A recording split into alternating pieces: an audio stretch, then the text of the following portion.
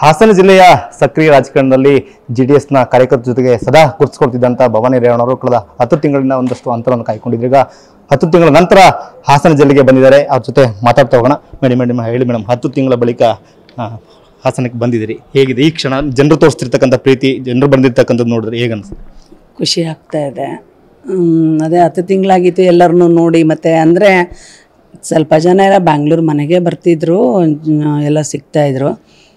But ಜಾಸ್ತಿ ಏನು ನೋಡೋಕ್ಕಾಗಿರಲಿಲ್ಲ, ಇರೋಕ್ಕಾಗಿರಲಿಲ್ಲ.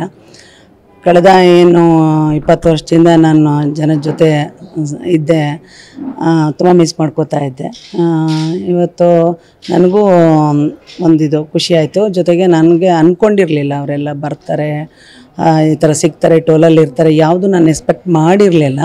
ಹಾಗಾಗಿ ನನಗೆ ಇರಿಸವೆ ಟೋಲ್ ತಾವಿಂದನೇ ಎಲ್ಲ ಜಾಯ್ನ್ ಆದರು, ಖುಷಿ ಆಯಿತು.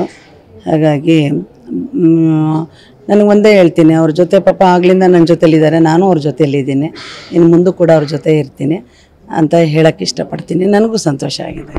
ಶುಕ್ರವಾರ ನಿಮ್ಗೊಂದಷ್ಟು ರಿಲ್ಯಾಕ್ಸ್ ಸಿಕ್ತು, ನೀವು ಇವತ್ತು ಬರ್ತೀರಿ ಅಂತೇಳಿ ಯಾರಿಗೂ ಕೂಡ ಗೊತ್ತಿರಲಿಲ್ಲ. ಬಟ್ ಹಾಸನ ಜಿಲ್ಲೆ ಗಡಿಗೆ ಸಾಕಷ್ಟು ಜನ ಬಂದುಬಿಟ್ಟಿದ್ರು ಅಂತೇಳಿ. ಹೌದು, ನಾನು ಕೂಡ ಇವತ್ತು ಬರ್ತೀನಿ ಅನ್ನೋದು ನನಗೂ, ಅಂದರೆ ನಮ್ಮದು ಏನು ನಾಳೆ ನಾಡಿದ್ದು ಆ ಥರ ಬರೋಣ ಅಂತಲೇ ಆ ಥರ ಅಂದ್ಕೊಂಡಿದ್ವಿ. ಸೊ ಇವತ್ತು ಬರೋಣ ಅಂಥೇಳಿ ಹೊರಟಿದ್ದು. ಅದಕ್ಕೆ ಒಬ್ರಿಗೂ ತಿಳಿಸಿರಲಿಲ್ಲ, ನಾನು ಇವನ್ ಒಬ್ರಿಗೂ ಮಾಹಿತಿ ಇರಲಿಲ್ಲ. ಆದರೆ ನನಗೂ ಜನ ನೋಡಿ ನಾನು ತುಂಬ ಶಾಕ್ ಆದೆ. ಎಲ್ಲರನ್ನೂ ವಾಪಸ್ ಹೋಗ್ರಿ ಅಂತಲೂ ಕೂಡ ಹೇಳಿದೆ. ನಾನು ಹೋಗ್ತೀನಿ ಒಳ್ಳೆ ನರಸೀಪುರಕ್ಕೆ, ನೀವೆಲ್ಲ ಹೀಗೆ ಹಾಸನ್ಗೆ ಹೊರಟುಬಿಡಿ ಅಂತಲೂ ಹೇಳಿದೆ. ಹಾಗೂ ಬಿಡಲಿಲ್ಲ, ಎಲ್ಲರ ಜೊತೆಯಲ್ಲಿ ಇಲ್ಲಿವರೆಗೂ ಬಂದರು ಜೊತೆಯಲ್ಲಿ. ರಾಜಕೀಯದ ಹೊರತಾಗಿ ಭವಾನಿ ರೇವಣ್ಣವರು ಜನಗಳ ಜೊತೆ ನಿತ್ಯ ಕನೆಕ್ಟ್ ಆಗ್ತಾ ಇದ್ರಿ. ಸೊ ಈ 10 ತಿಂಗಳು ನೀವು ಮಿಸ್ ಮಾಡ್ಕೊಂಡ್ರಿ ಅಂತ ಅನ್ಸುತ್ತೆ? ಹೌದೌದು, ತುಂಬ ಮಿಸ್ ಮಾಡ್ಕೋತೀನಿ. ಇಲ್ಲಿ ರಾಜಕೀಯ ನಾನು ಮಾತಾಡಲ್ಲ, ತರಲ್ಲ.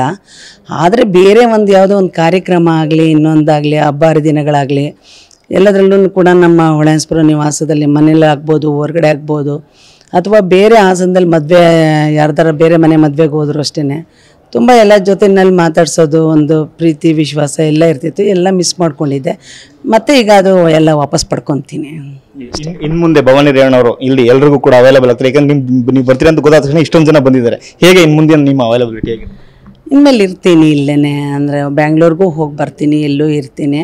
ಹಾಗಾಗಿ ಎಲ್ಲ ಕಡೆ ಓಡಾಡ್ಕೊಂಡು ಇರ್ತೀನಿ ಅಷ್ಟೇ. ಇದು ಭವಾನಿ ರೇವಣ್ಣವರ ಮಾತುಗಳು. ಕ್ಯಾಮ್ರಾಮನ್ ಮಹೇಶ್ ಜೊತೆ ಮಂಜುನಾಥ್, KB TV9 ಹಾಸನ.